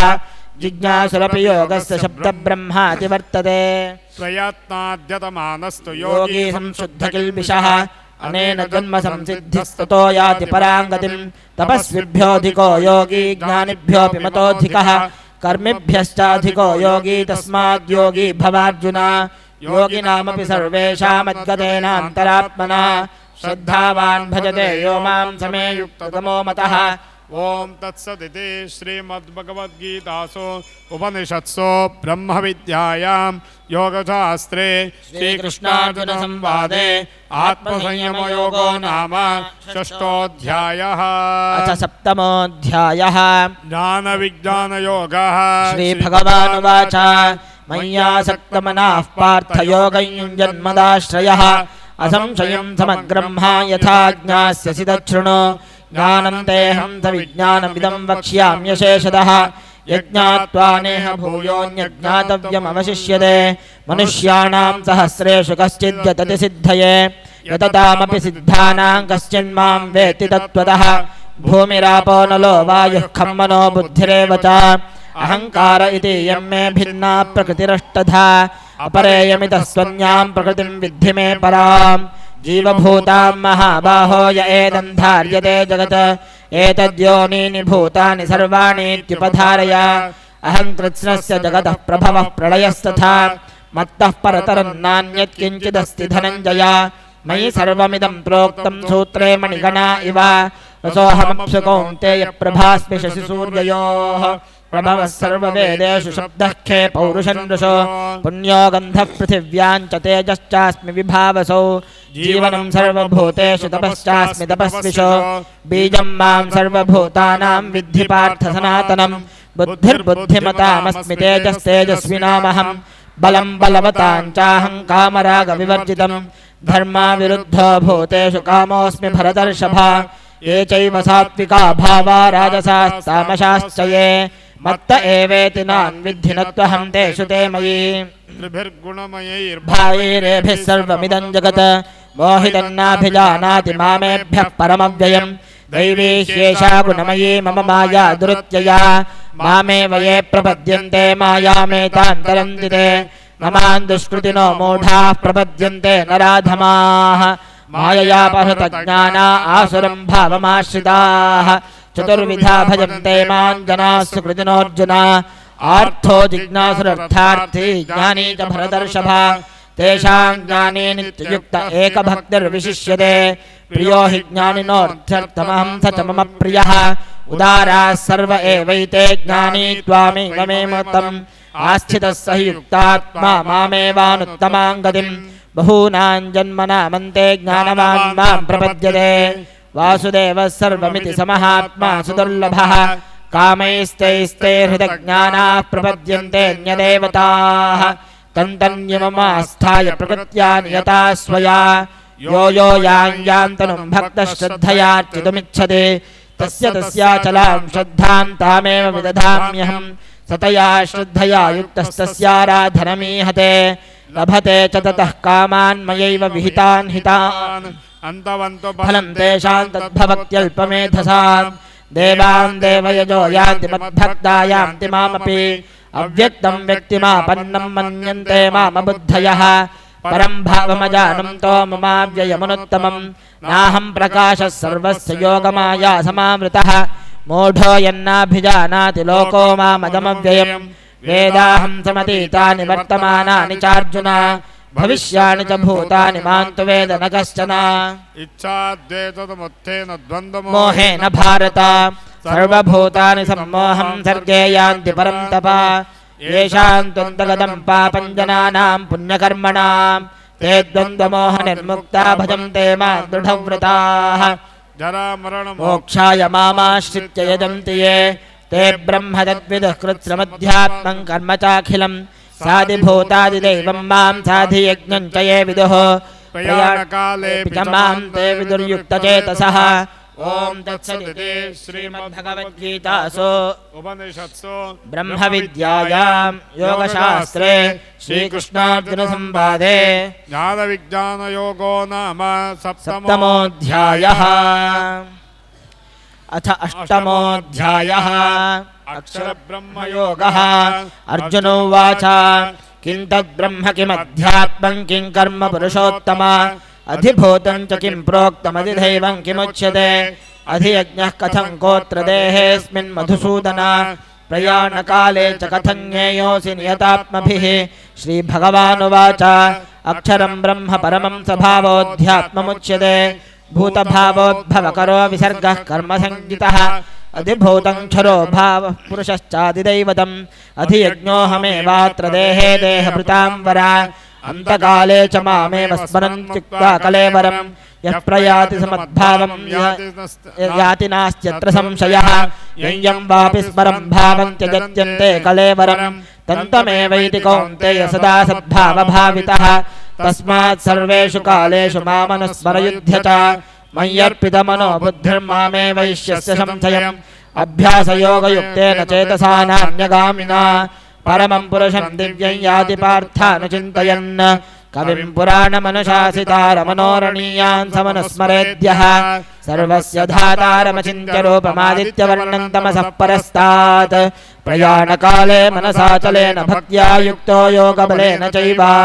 भ्रुवोर्मध्ये प्राणवावेश्य सम्यक् सदं परं पुरुषमुपैति दिव्यं यदक्षरं वेदविदो वदन्ति विशन्ति यद्यतयो वीतरागाः यदिच्छन्तो ब्रह्मचर्यं चरन्ति तत्ते पदं संग्रहेण प्रवक्ष्ये सर्वद्वाराणि संयम्य मनोहृति निरुध्य च मूर्ध्यादायात्मनः प्राणमास्थितो योगधारणाम् ओमित्येकाक्षरं ब्रह्म व्यावरन् मामनुस्मरन् यः प्रयाति त्यजं देहं स याति परमां गतिम् चेताः सततं यो मां स्मरति नित्यशः तस्याहं सुलभः पार्थ नित्ययुक्तस्य योगिनः मामुपेत्य पुनर्जन्म दुःखालयमशाश्वतं नाप्नुवन्ति महात्मानः संसिद्धिं परमां गताः आब्रह्मभुवनाल्लोकाः पुनरावर्तिनोऽर्जुन मामुपेत्य तु कौन्तेय पुनर्जन्म न विद्यते सहस्रयुगपर्यन्तमहर्यद्ब्रह्मणो विदुः रात्रिं युगसहस्रान्तां ते होरात्रविदो जनाः अव्यक्ताव्यक्तयः सर्वाः प्रभवत्यहरागमे रात्र्यागमे प्रलीयन्ते तत्रैवाव्यक्तसंज्ञके भूतग्रामः स एवायं भूत्वा भूत्वा प्रलीयते रात्र्यागमे वशः पार्थ प्रभवत्यहरागमे परस्तस्मात् भावोऽन्यो व्यक्तो व्यक्तात् सनातनः यस्य सर्वेषु भूतेषु नश्यत्सु न विनश्यति अव्यक्तोऽक्षर इत्युक्तः समाहुः परमां गतिं यं प्राप्य न निवर्तन्ते तद्धाम परमं मम पुरुषः स परः पार्थ भक्त्या लभ्यस्वनन्यया यस्यान्तस्थानि भूतानि येन सर्वमिदं तदं यत्र काले त्वनावृत्तिमावृत्तिं चैव योगिनः प्रयाता यान्ति तं कालं वक्ष्यामि भरतर्षभा अग्निर्ज्योतिरः शुक्लः षण्मासा उत्तरायणं तत्र प्रयाता गच्छन्ति ब्रह्म ब्रह्मविदो जनाः धूमो रात्रिस्तथा कृष्णः षण्मासा दक्षिणायनं तत्र चान्द्रमसं ज्योतिर्योगी प्राप्य निवर्तते शुक्लकृष्णे गतिह्येते जगतः शाश्वते मते एकया याज्ञना वृत्तिमन्यया वर्तते पुनः नैते श्रुति पार्थजानन् योगी मुह्यति कश्चन तस्मात् सर्वेषु कालेषु योगयुक्तो भवार्जुन वेदेषु यज्ञेषु तपस्सु चैव दानेषु यत्पुण्यफलं प्रतिष्ठम् अत्येति तत्सर्वमिदं विदित्वा योगी परं स्थानमुपैति चाद्यम् ओम तत्सदिति श्रीमद्भगवद्गीतासु उपनिषत्सु ब्रह्मविद्यायां योगशास्त्रे श्रीकृष्णार्जुनसंवादे अक्षरब्रह्मयोगो नाम अष्टमोऽध्यायः अथ नवमोऽध्यायः राजविद्या राजगुह्ययोगः श्रीभगवानुवाच इदं तु ते गुह्यतमं प्रवक्ष्याम्यनसूयवे ज्ञानं विज्ञानसहितं यज्ञात्वा मोक्ष्यसे शुभात् राजविद्या राजगुह्यं पवित्रमिदमुत्तमं प्रत्यक्षावगमं धर्म्यं सुसुखं कर्तुमव्ययम् अश्रद्धधानाः पुरुषा धर्मस्यास्य परं तप अप्राप्यमान् निवर्तन्ते मृत्युसंसारवर्त्मनि मया ततमिदं सर्वं जगदव्यक्तमूर्तिना मत्स्थानि सर्वभूतानि न चाहं तेष्वस्थितः न च मत्स्थानि भूतानि पश्य मे योगमेश्वरम् भूतभर्तृ च भूतस्थो ममात्मा भूतभावनः यथाकाशस्थितो नित्यं वायुः सर्वत्र गो महान् तथा सर्वाणि भूतानि मत्स्थानीत्युपधारय सर्वभूतानि कौन्तेय प्रकृतिं यान्ति मामिकाम् कल्पक्षये पुनस्स्थानि कल्पादौ सृजाम्यहम् प्रकृतिं स्वामवष्टभ्यविसृजामि पुनः पुनः भूतग्रामं कृत्स्नमवशं प्रकृतेर्वशात् न च मां तानि कर्माणि निबध्नन्ति धनञ्जय उदासीनवदासीनमकृत्वं तेषु कर्मसु मयाध्यक्षेण प्रकृतिः सूयते सचराचरं हेतुनानेव कौन्तेय जगद्विपरिवर्तते अवजानन्ति मां मूढा मानुषेण तनुमाश्रितं परं भावमजानन्तो मम भूतमहेश्वरं मोघाशामोघकर्माणो मोघज्ञानविचेतसः राक्षसीमासुरीं चैव प्रकृतिं मोहिनीं श्रिताः महात्मानस्तु मां पार्थदैवीं प्रकृतिमाश्रिताः भजन्त्यनन्य मनसो ज्ञात्वा भूतादिमव्ययं सततं कीर्तयन्तो मां यतन्तश्च दृढव्रताः नमस्यन्तश्च मां भक्त्या नित्ययुक्ता उपासते ज्ञानयज्ञेन चाप्यन्ये यजन्तो मामुपासते एकत्वेन पृथक्त्वेन बहुधा विश्वतो मुखम् अहं क्रतुरहं यज्ञस्वधाहमहमौषधं मन्त्रोऽहमहमेवाज्यमहमग्निरहं हुतं पितामहस्य जगतो माता धाता पितामहः वेद्यं पवित्रमोङ्कारऋक्सामयजुरेव च गतिर्भर्ता प्रभुः साक्षी निवासः शरणं सुहृत् प्रभवः प्रलयस्थानं निधानं बीजमव्ययम् तपाम्यहमहं वर्षं निगृह्णामृत्सुजामि च अमृतं चैव मृत्युश्च सदसच्चाहमर्जुन त्रैविद्या मां सोमपाः पूतपापा यज्ञैरिष्ट्वा स्वर्गतिं प्रार्थयन्ते ते पुण्यमासाद्य सुरेन्द्रलोकमष्टन्ति दिव्यान् दिवि देवभोगान् ते तं भुक्त्वा स्वर्गलोकं विशालं क्षीणे पुण्ये मर्त्युलोकं विशन्ति एवं त्रयीधर्ममनुप्रपन्ना गतागतं कामकामा लभन्ते अनन्याश्चिन्तयन्तो मा ये जनाः पर्युपासते अभियुक्तानां योगक्षेमं वहाम्यहं येऽप्यन्यदेवता भक्ता यजन्ते श्रद्धयान्विताः तेऽपि मामेव कौन्तेय जगद्विधिपूर्वकम् अहं हि सर्वयज्ञानां भोक्ता च प्रभुरेव च न तु मामभिजानन्ति तत्तेनात्यश्च वन्ति ते यान्ति देवव्रता देवान् पितॄन् यान्ति पितृव्रताः भूतानि यान्ति भूतेज्या यान्ति मद्याजिनोऽपि माम् पत्रं पुष्पं फलं तोयं यो मे भक्त्या प्रयच्छति तदहं भक्त्युपहृतमश्नामि भरतर्त्मनः यत्करोषि यदश्नासि यज्जुहोषि तदासि यत् यत्तपस्यसि कौन्तेय तत्कुरुष्व मदर्पणम् शुभाशुभफलैरेवं मोक्ष्यसे कर्मबन्धनैः सन्न्यासयोगयुक्तात्मा विमुक्तो मामुपैष्यसि समोऽहं सर्वभूतेषु न मे द्वेष्योऽस्ति न प्रियः ये भजन्ति तु मां भक्त्या मयि तेषु चाप्यहम् अपि चेत् सुदुराचारो भजते मामनन्यभाक् साधुरेव समन्तव्यः सम्यग् व्यवसितो हि सः क्षिप्रं भवति धर्मात्मा शश्वच्छान्तिं निगच्छति कौन्तेय प्रतिजानीहि न मे भक्तः प्रणश्यति मां हि पार्थव्यपाश्चित्य येऽपि स्युः पापयोनयः स्त्रियो वैश्यास्तथा शूद्रास्ते प्रियान्ति परां गतिम् किं पुनर्ब्राह्मणाः पुण्या भक्ता राजर्षयस्तथा अनित्यमसुखं लोकमिमं प्राप्य भजस्व मां मन्मना भव मद्भक्तो मद्याजी मां नमस्कुरु मामे वैश्यसि युक्तैव मात्मानं मत्परायणः। ओं तत्सदिति श्रीमद्भगवद्गीतासु उपनिषत्सु ब्रह्मविद्यायां योगशास्त्रे श्रीकृष्णानुतनुम्भादे राजविद्या राजगुह्यो योगो नाम नवमोऽध्यायः। अथ दशमोऽध्यायः विभूतियोगः। श्रीभगवानुवाच भूय एव महाबाहो शृणु मे परमं वचः यत्तेऽहं प्रीयमाणाय वक्ष्यामि तकाम्यया न मे विदुःसुरगणाः प्रभवन्न महर्षयः अहमादिर्हि देवानां महर्षीणां च सर्वशः यो मामजमनादिं च वेत्ति लोकमहेश्वरम् असम्मूढः समर्थ्येषु सर्वपापैः प्रमुच्यते बुद्धिर्ज्ञानमसम्मोहः क्षमा सत्यं दमः शमः सुखं दुःखं भवो भावो भयं च भयमेव च अहिंसा समता तुष्टिस्तपोदानं यशो यशः भवन्ति भावा भूतानां मत्त एव पृथग्विधाः महर्षयः सप्त पूर्वे चत्वारो मनवस्तथा मद्भावा मानसा जाता येषां लोकमिमाः प्रजाः एतां विभूतिं योगं च मम यो वेत्ति तत्त्वतः सोऽविकम्पेन योगेन युज्यते नात्र संशयः अहं सर्वस्य प्रभवो मत्तः सर्वं प्रवर्तते इति मत्वा भजन्ते मां बुधा भावसमन्विताः मच्चित्ता मद्गतप्राणा बोधयन्तः परस्परं कथयन्तश्च मां नित्यं तुष्यन्ति च रमन्ति च तेषां सततयुक्तानां भजतां प्रीतिपूर्वकं ददामि बुद्धियोगं तं येन मामुपयान्ति ते तेषामेवानुकम्पार्थमहमज्ञानजं तमः नाशयाम्यात्मभावस्थो ज्ञानदीपेन भास्वता अर्जुनोवाच परं ब्रह्म परं धाम पवित्रं परमं भवान् पुरुषं शाश्वतं दिव्यमादिदेव व्रजं विभुम् आहुस्त्वामृतयः सर्वे देवर्षिर्नारदस्तथा असितो देवलो व्यासस्वयं चैव ब्रवीषि मे सर्वमेतद्धृतं मन्ये यन्मां वदसि केशव न हि ते भगवन् व्यक्तिं विदुर्देवा न दानवाः स्वयमेवात्मनात्मानं वेत्थत्वं पुरुषोत्तम भूतभावन भूतेश देवदेव जगत्पदे वक्तुमर्हस्य शेषेण दिव्या ह्यात्मविभूतयः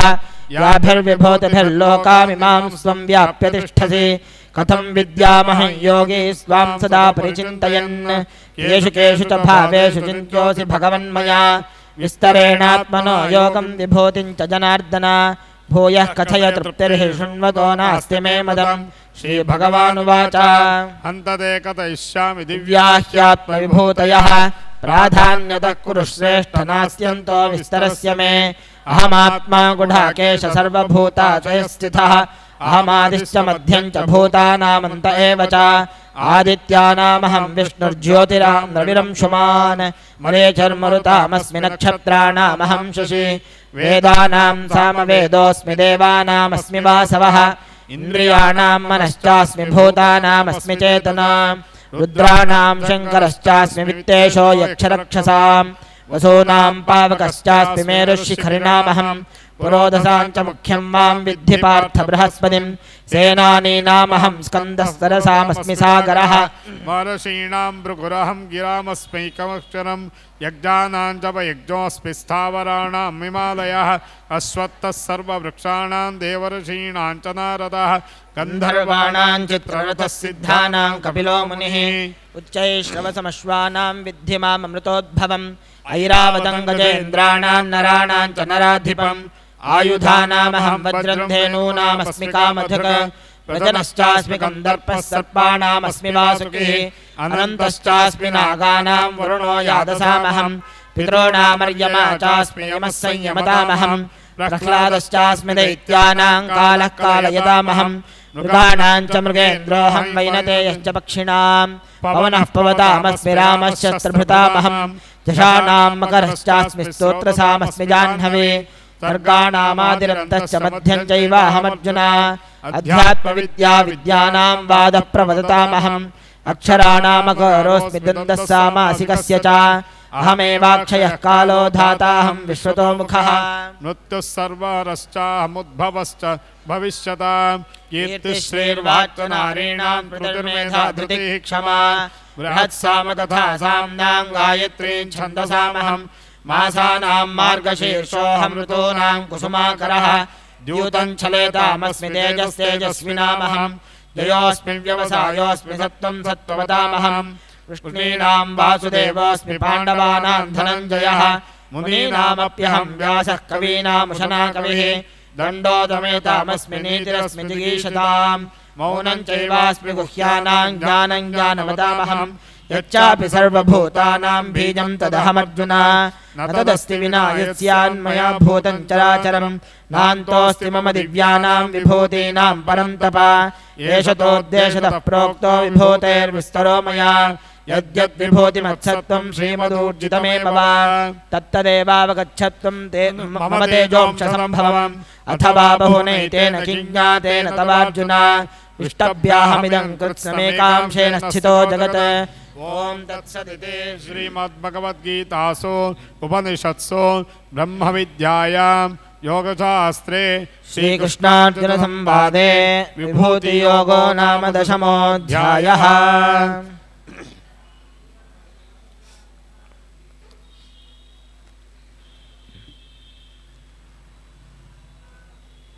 अथ एकादशोऽध्यायः।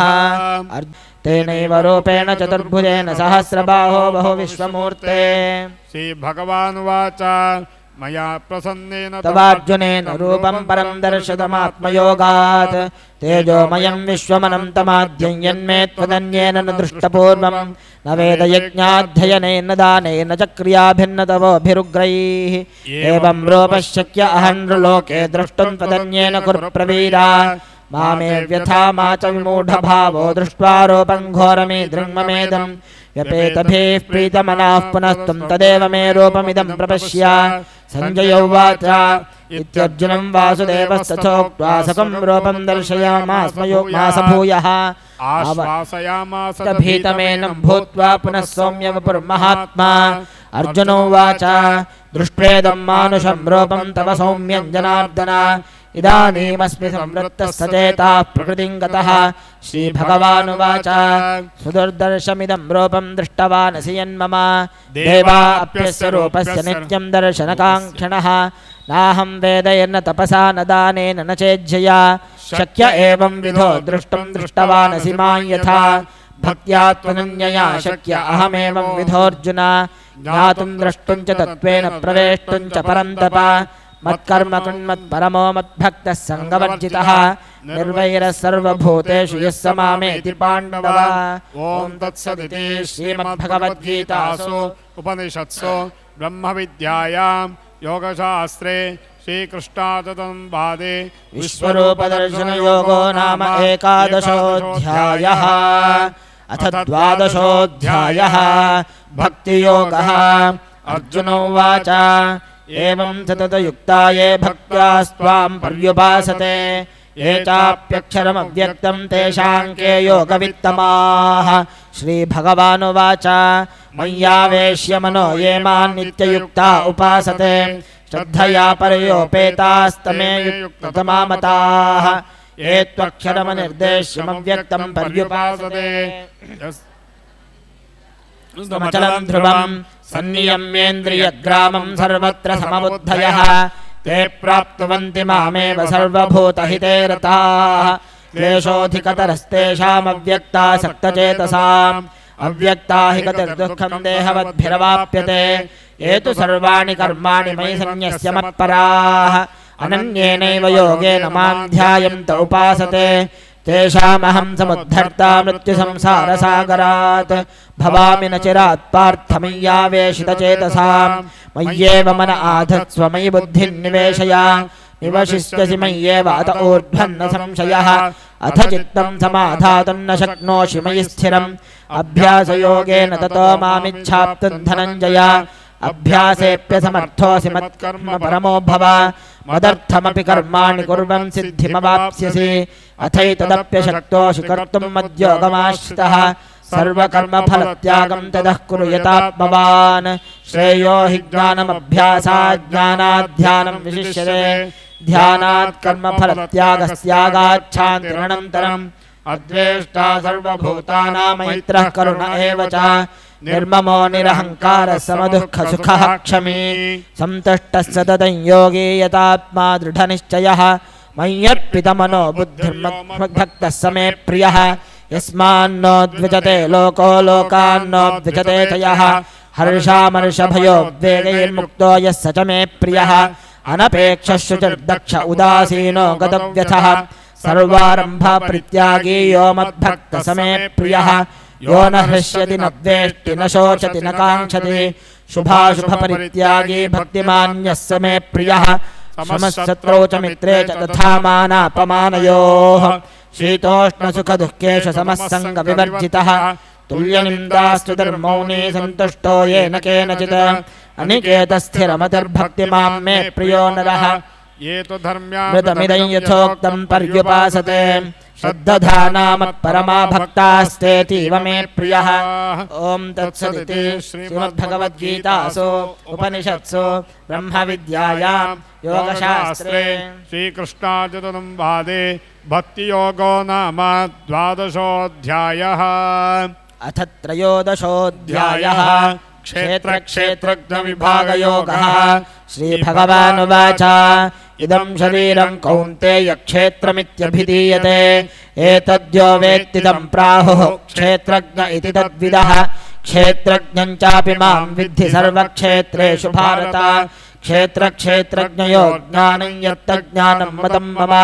तत्क्षेत्रं यच्च यादृक् च यद्विकारि यतश्च यत् न च यो यत्प्रभावश्च तत्समासेन मे शृणु ऋषभिर्बहुधा गीतं छन्दोभिर्विविधैः पृथक् ब्रह्मसूत्रपदैश्चैव हेतुमद्भिर्विनिश्चितैः महाभूतान्यहङ्कारो बुद्धिरव्यक्त एव च इन्द्रियाणि दशैकं च पञ्चचेन्द्रियगोचराः इच्छाद्वेषः सुखं दुःखं सङ्घातश्चेतना धृतिः एतत्क्षेत्रं समासेन सविकारमुदाहृतम् अमानित्वमदम्भित्वमहिंसा क्षान्तिरार्जवम् आचार्योपासनं शौचं स्थैर्यमात्मविनिग्रहः इन्द्रियार्थेषु वैराग्यमनहङ्कार एव च जन्ममृत्युजराव्याधिदुःखदोषानुदर्शनम् असक्तिरणभिष्वङ्गः पुत्रदारगृहादिषु नित्यं च समचित्तत्वमिष्टानिष्टोपपत्तिषु मयि चानन्ययोगेन भक्तिरव्यभिचारिणी विविक्तदेशसेवित्वमरतिर्जनसंसदि अध्यात्मज्ञाननित्यत्वं तत्त्वज्ञानार्थदर्शनम् एतज्ज्ञानमिति प्रोक्तमज्ञानं यततोऽन्यथा ज्ञेयं यत्तत् प्रवक्ष्यामि यज्ञात्वामृतमश्नुते अनादिमत्परं ब्रह्म न सत्तन्नासदुच्यते सर्वतः पाणिपादं तत्सर्वतोक्षिशिरोमुखं सर्वतः श्रुतिमल्लोके सर्वमावृत्य तिष्ठति सर्वेन्द्रियगुणाभासं सर्वेन्द्रियविवर्जितम् असक्तं सर्वभृक्चैव निर्गुणं गुणभोक्तृ च बहिरन्तश्च भूतानामचरं चरमेव च सूक्ष्मात्वात् तदविज्ञेयं दूरस्थं चान्तिके च तत् अविभक्तं च भूतेषु विभक्तमिव च स्थितं भूतभर्तृ च तज्ज्ञेयं ग्रसिष्णुप्रभविष्णु च ज्योतिषामपि तज्ज्योतिस्तमसः परमुच्यते ज्ञानं ज्ञेयं ज्ञानगम्यं हृदि सर्वस्य विष्ठितम् इति क्षेत्रं तथा ज्ञानं ज्ञेयं चोक्तं समासतः मद्भक्त एतद्विज्ञाय मद्भावायोपपद्यते प्रकृतिं पुरुषञ्चैव विद्यनादि उभावपि विकारांश्च गुणांश्चैव विद्धि प्रकृतिसम्भवान् कार्यकरणकर्तृत्वे हेतुः प्रकृतिरुच्यते पुरुषः सुखदुःखानां भोक्तृत्वे हेतुरुच्यते पुरुषः प्रकृतिस्थो हि भुङ्क्ते प्रकृतिजान् गुणान् कारणं गुणसङ्गोऽस्य सदसद्यो न जन्मसो उपद्रष्टानुमन्ता च भर्ता भोक्ता महेश्वरः परमात्मेति चाप्यक्तो देहेऽस्मिन् पुरुषः परः य एवं वेत्ति पुरुषं प्रकृतिं च गुणैः सह सर्वथा वर्तमानोऽपि स भूयोऽभिजायते ध्यानेनात्मनि पश्यन्ति केचिदात्मानमात्मना अन्ये साङ्ख्येन योगेन कर्मयोगेन चापरे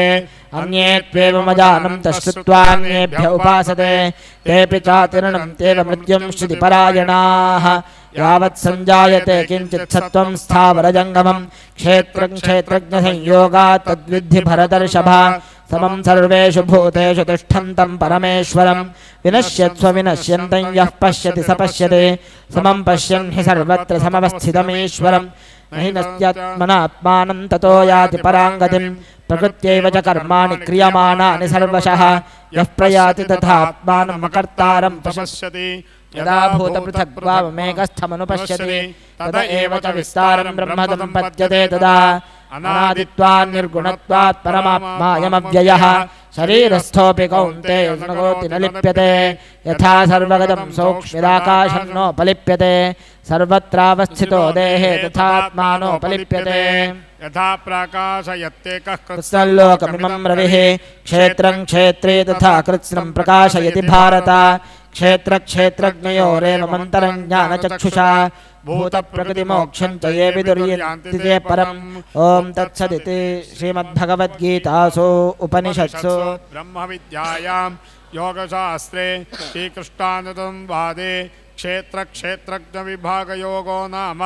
त्रयोदशोऽध्यायः अथ चतुर्दशोऽध्यायः गुणत्रय विभागयोगः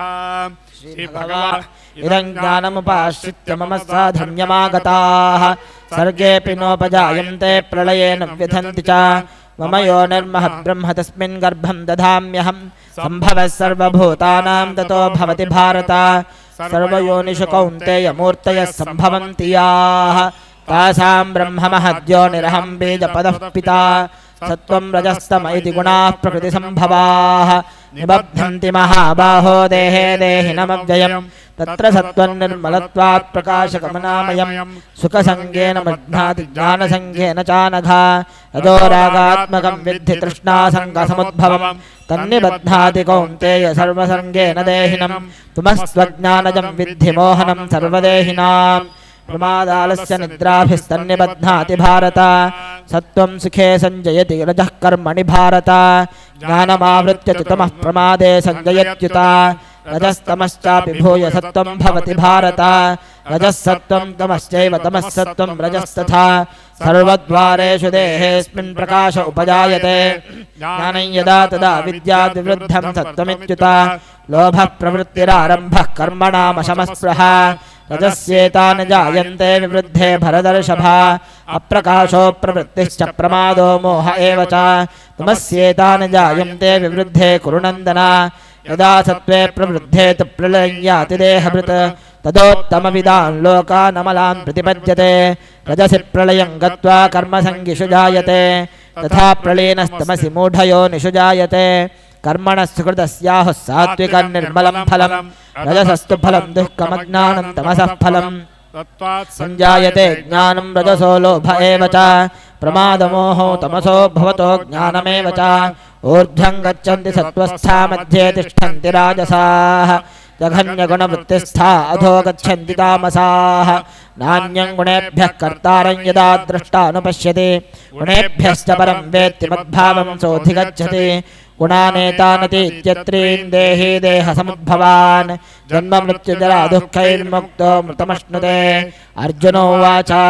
कैर्लिङ्गैः स्त्रीन् गुणातेतानतीतो भवति प्रभो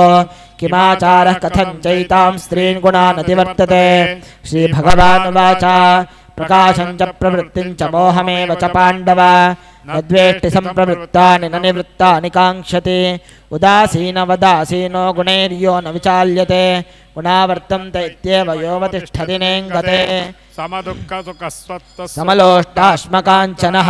तुल्यप्रिया प्रियो धीरस्तुल्यनिन्दात्मसंस्तुतिः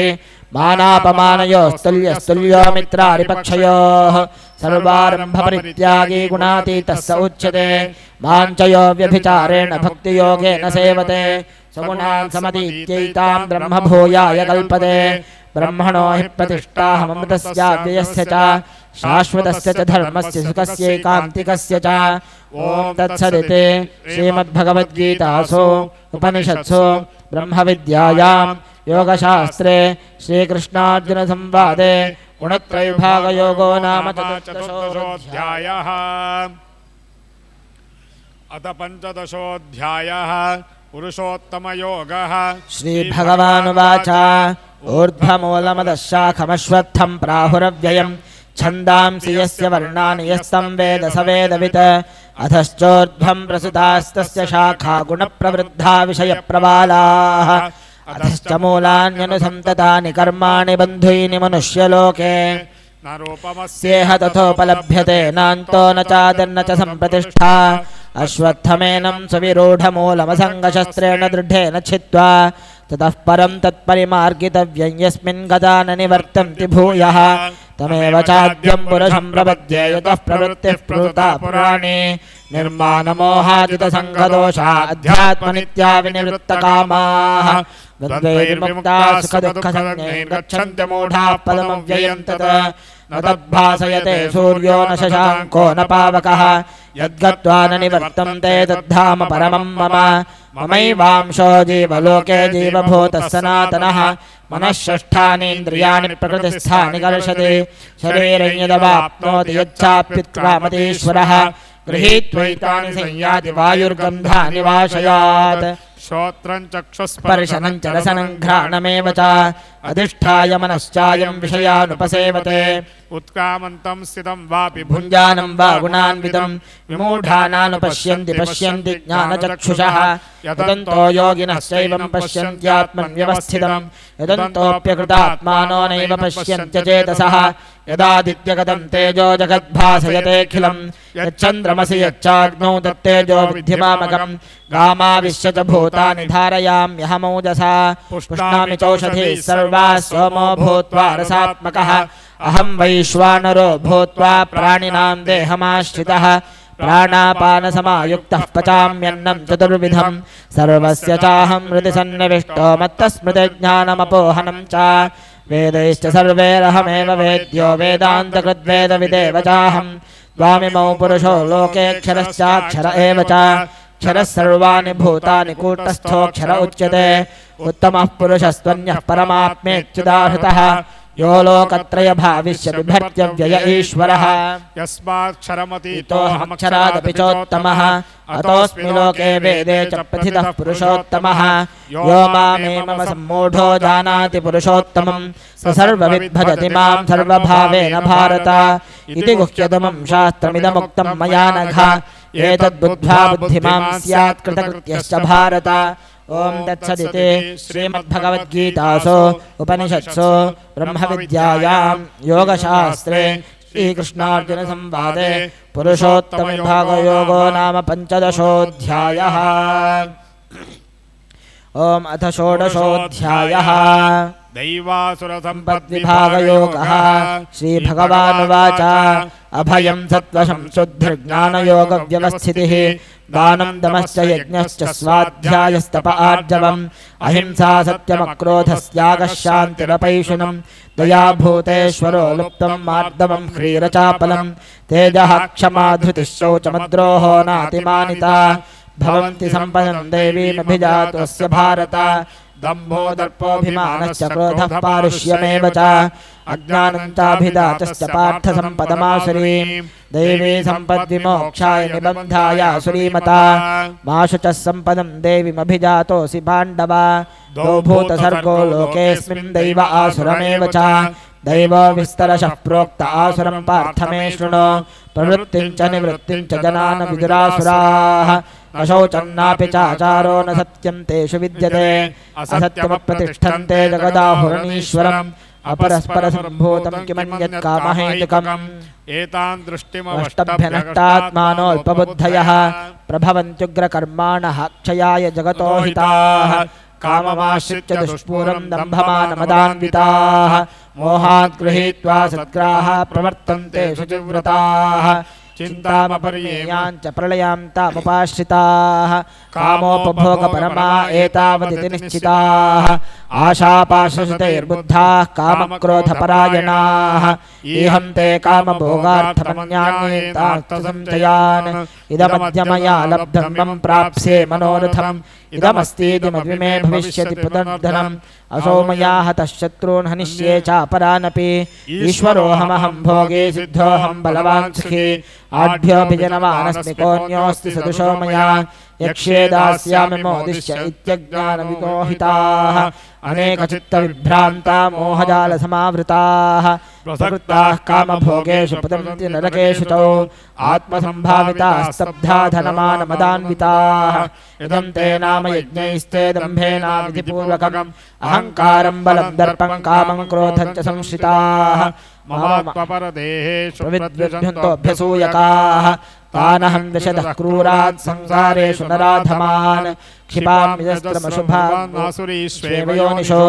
आसुरीयोनिमापन्ना मूढा जन्मनि जन्मनि मामप्राप्येव कौन्तेय ततो यात्यधमां गतिम् त्रिविधं नरकस्येदं द्वारन्नाशनमात्मनः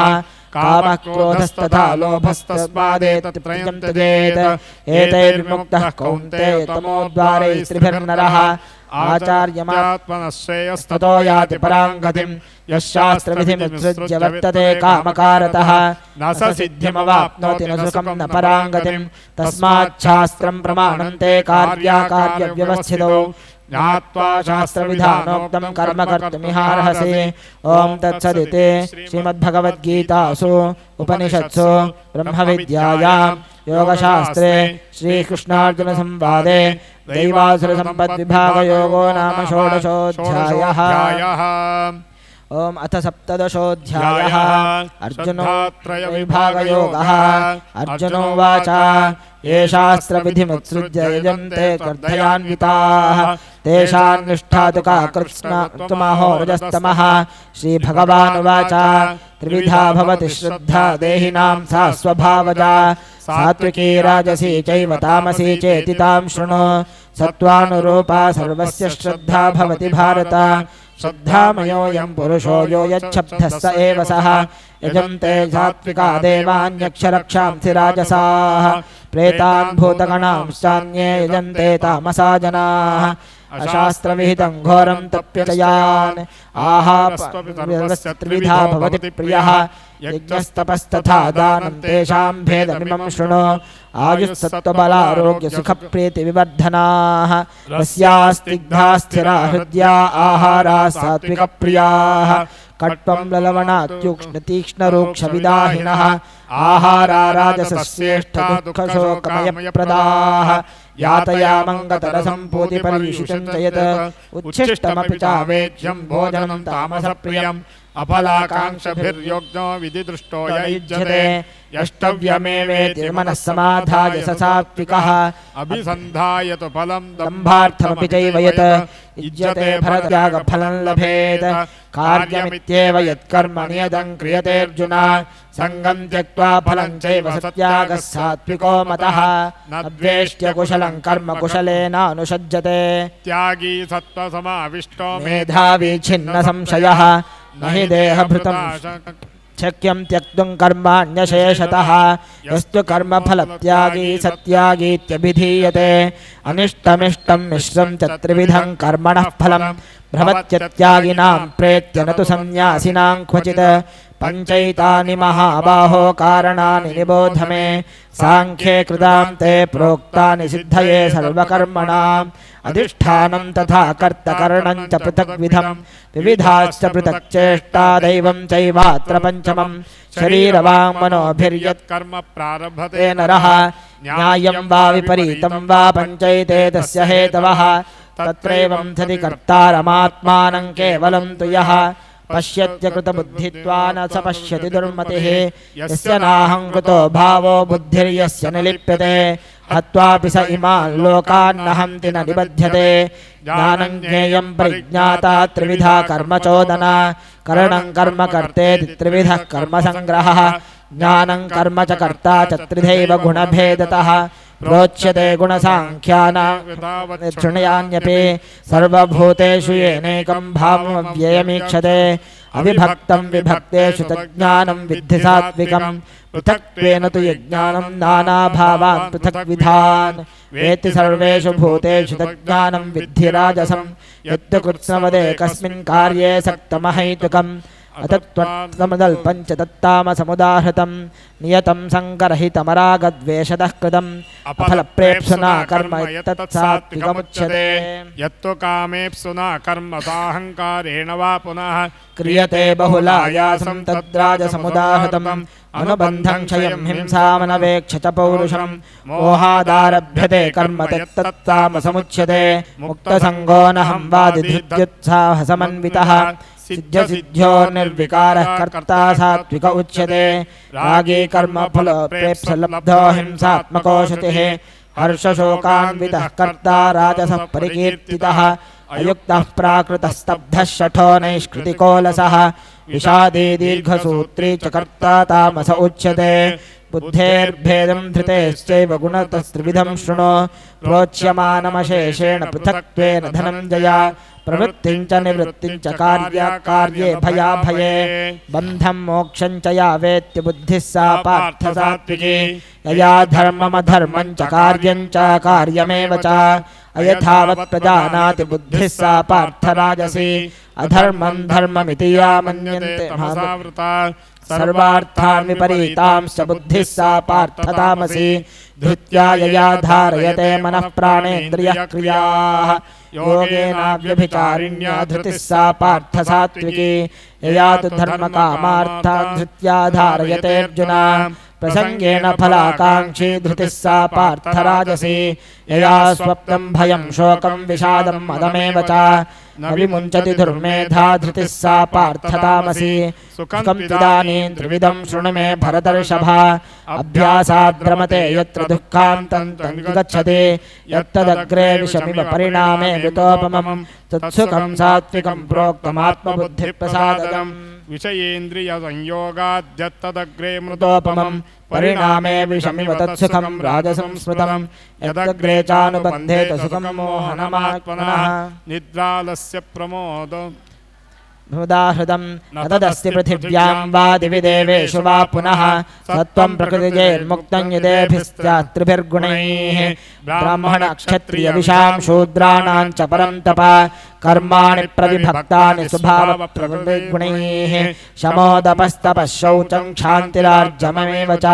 ज्ञानं विज्ञानमास्तिक्यं ब्रह्मकर्म स्वभावजं शौर्यं तेजो धृतिर्दाक्ष्यं युद्धे चाप्यपलायनं दानभीश्वरभावश्च क्षात्रं कर्म स्वभावजं कृषिगौरक्षवाणिज्यं वैश्यकर्म स्वभावजं परिचर्यात्मकं कर्म शूद्रस्यापि स्वभावजं स्वे स्वे कर्मण्यभिरतः संसिद्धिर्लभते नरः स्वकर्मनिरतः सिद्धिं यथा विन्दति तच्छृणु यतः प्रवृत्तिर्भूतानां येन सर्वमिदं ततं स्वकर्मणा तमभ्यर्च्य सिद्धिं विन्दति मानवः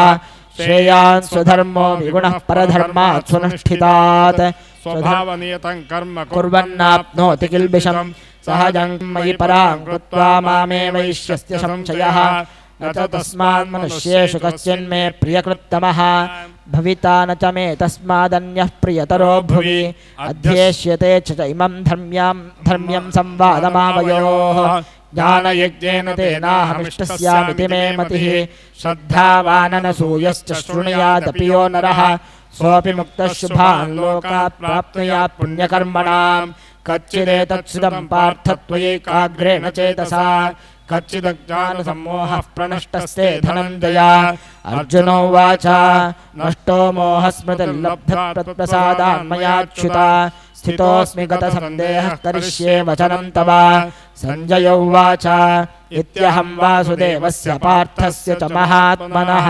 संवादमिममश्रोषमद्भुतं रोमहर्षणं व्यासप्रसादात् श्रुतवानेतद्गुह्यतमं परं योगं योगेश्वरात् कृष्णात् साक्षात् कथयत स्वयं राजसंस्मृत्य संवादमिमद्भुतं केशवार्जुनयोः पुण्यहृष्यामि च मुहुर्मुहुः तच्च संस्मृत्य रूपमध्यद्भुतं हरेः विस्मयो मे महान् राजन् हृष्यामि च पुनः पुनः यत्र योगेश्वरः कृष्णो यत्र पार्थो धनुर्धरः तत्र श्रीविजयो भूति ध्रुवानीतिर्मतिर्मम ॐ तत्सदिति श्रीमद्भगवद्गीतासु उपनिषत्सु ब्रह्मविद्यायां योगशास्त्रे श्रीकृष्णार्जुनसंवादे मोक्षसंन्यासयोगो नाम अष्टादशोऽध्यायः पार्थाय प्रतिबोधितां भगवता नारायणेन स्वयं व्यासेन ग्रथितां पुराणमुनिना मध्ये महाभारतम् अद्वैतामृतवर्षिणीं भगवतीमष्टादशाध्यायिनीम् अम्ब त्वामनुसन्ददामि भगवद्गीते भवद्वेषिणीं नमोऽस्तु ते व्यासविशालबुद्धे पुल्लारविन्दायतपत्रनेत्रा येन त्वया भारततैलपूर्णः प्रज्वालितो ज्ञानमयः प्रदीपः प्रपन्नपारिजाताय स्तोत्रवेत्रैकपाणये ज्ञानमुद्राय कृष्णाय गीतामृतदुहे नमः वसुदेवसुतं देवं कंसचाणूरमर्दनं देवकी परमानन्दं कृष्णं वन्दे जगद्गुरुं भीष्मद्रोणतटा जयद्रथजला गान्धारनीलोत्पला शल्यग्राहवती कृपेण वहनी कर्णेन वेलाकुला अश्वत्थामविकर्णघोरमकरा दुर्योधनावर्तिनी सोत्तीर्णा खलु पाण्डवैर्नृधिः कैवर्तकः केशवः पाराशर्यवचः सरोजममलं गीतार्थगन्धोत्कटम् नानाख्यानककेसरं हरिकथा सम्बोधनाबोधितं लोके सज्जनषट्पदैरहरः पेपीयमानं मुदा भूयाद्भारतपङ्कजं कलिमलप्रध्वंसिनः श्रेयसे मूकं करोति वाचालं पङ्गुं लङ्घयते गिरिं यत्कृपातमहं वन्दे परमानन्दमाधवं शान्ताकारं भुजगशयनं पद्मनाभं सुरेशं विश्वाधारं गगनसदृशं मेघवर्णं शुभाङ्गं लक्ष्मीकान्तं कमलनयनं योगिहृद्यानगम्यं वन्दे विष्णुं भवभयहरं सर्वलोकैकनाथम् ब्रह्मा वरुणेन्द्ररुद्रमरुतस्तुन्वन्ति दिव्यैस्तवैः